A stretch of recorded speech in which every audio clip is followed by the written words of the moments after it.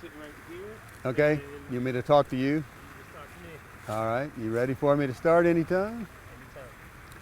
anytime. Sitting here at Bell Park in Houston, Texas. My name's Dave Renner. I was actually born just a few blocks from here in a small hospital that no longer exists. Now it's the parking lot for the Museum of Fine Arts Houston Glassell School. I've seen a lot of changes in Houston over the last 66 years, and one of them that really stands out in my mind, in 1969, I had been in college a couple of years, seen a lot of changes. Civil rights movement was very much affecting things in the world. Vietnam War was going on, and I made a decision to join the U.S. Coast Guard so that I could control what I did.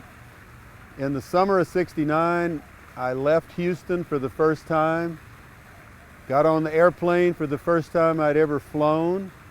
I flew from Houston to San Francisco Airport, and at the airport in San Francisco, I was transferred to a helicopter, so I flew in a helicopter for the first time, flew over to the Oakland side of the San Francisco Bay, took a bus and went to the Training and Supply Center in Alameda, California, where I spent 10 weeks in basic training.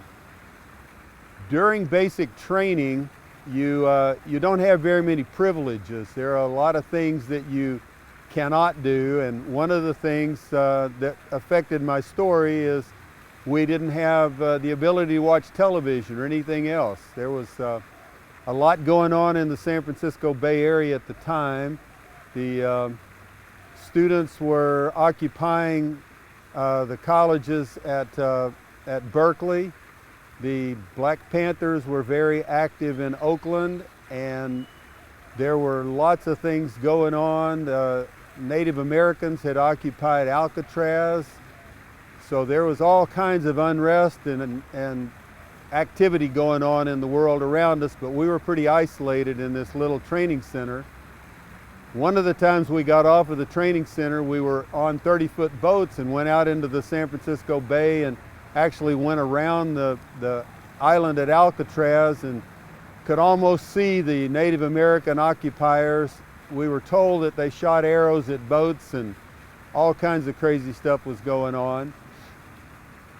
During that time, as I said, we didn't have very many privileges, and one of the privileges we didn't have, of course, because we were having so much activity in our training, was we weren't able to watch television. So we didn't have TV privileges. But one of the chaplains on the base was very concerned, and he actually one day had all of us line up in our groups and march past his station wagon. He had set his station wagon up on the side of the road, had the tailgate down, and had a small television set in the tailgate. What he wanted us to see was the man walking on the moon. So I marched by in formation and did an eyes right and saw the man walking on the moon. So for me, that summer of 1969 was a hugely transitional period. I left Hobby Airport in the end of May in '69. When I got out of basic training in the middle of August in 1969, I got on an airplane and left San Francisco and flew back to Houston. But I landed in Jatero Airport because in that 10 weeks, what's now Bush International Airport had opened. So quite a few flight-related changes happened during that summer of '69. So for me, that's a very memorable time. I had 4 more years in the Coast Guard and lots of experiences, but that was a pretty auspicious beginning for my 4-year service in the Coast Guard. What do you think? A story worth telling? Yeah. Good, good, good.